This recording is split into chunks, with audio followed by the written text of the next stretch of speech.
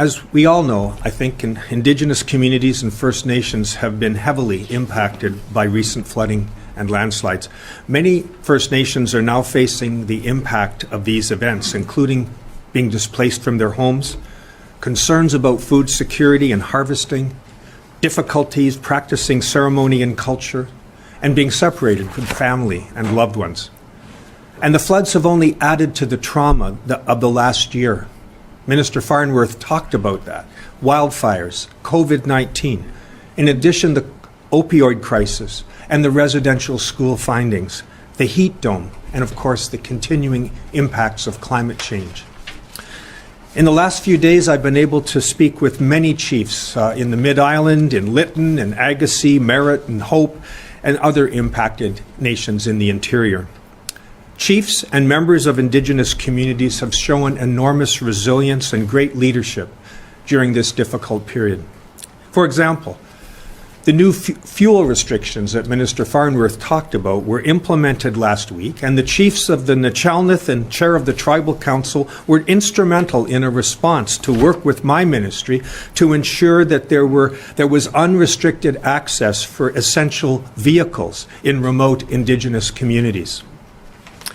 The work to ensure First Nations can access available supports is happening across the government. EMBC, with the help from CN Rail, organized delivery of over 3,000 pounds of food to several impacted First Nations. We're also helping move health authority personnel and medications to outlying areas so that we can continue to support families and individuals who need assistance. In partnership with the First Nations Emergency Services Society, the First Nation Health Authority, Indigenous Services Canada, our government has assembled multi-agency teams that will better support First Nation communities with little or no access. We're calling these Integrated Indigenous Response and Recovery Deployment Teams. Staff from the First Nations Emergency Services Society, the First Nation Health Authority, Indigenous Services Canada, and Emergency Management BC will all be part of these teams.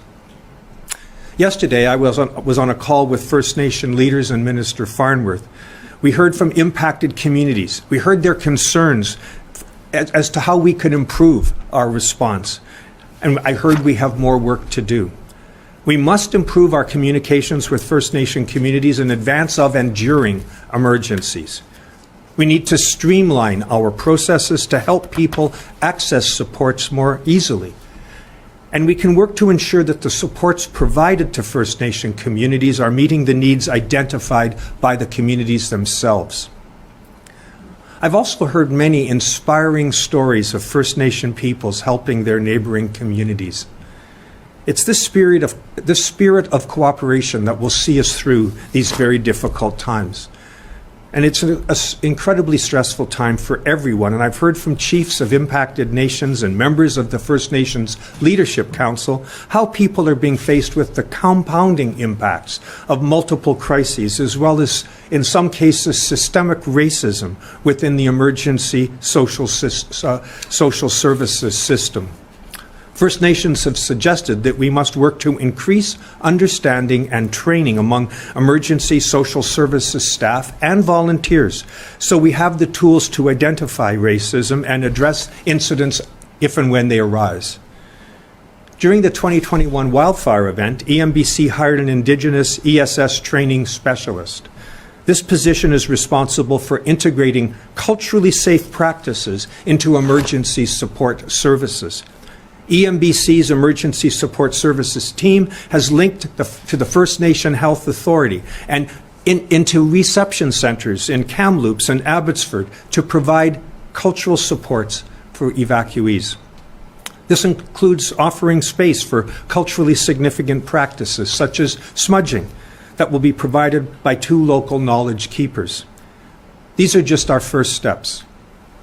This crisis and the events of the last year have shown how critical it is for all levels of government to work together in an emergency. And weather experts are saying that we'll see more rain in the coming week. In order to prepare First Nation communities, we are engaging with impacted nations, We're reaching out to determine current and future needs and readying the integrated Indigenous response and recovery deployment teams that I mentioned earlier. I want to end by thanking the First Nation leaders throughout British Columbia for their courage, their compassion, and their patience as we all work together to get through this crisis. I'd also like to thank the First Nation Emergency Services Society, the First Nation Health Authority, and Indigenous Services Canada for their leadership and work as well. Thank you.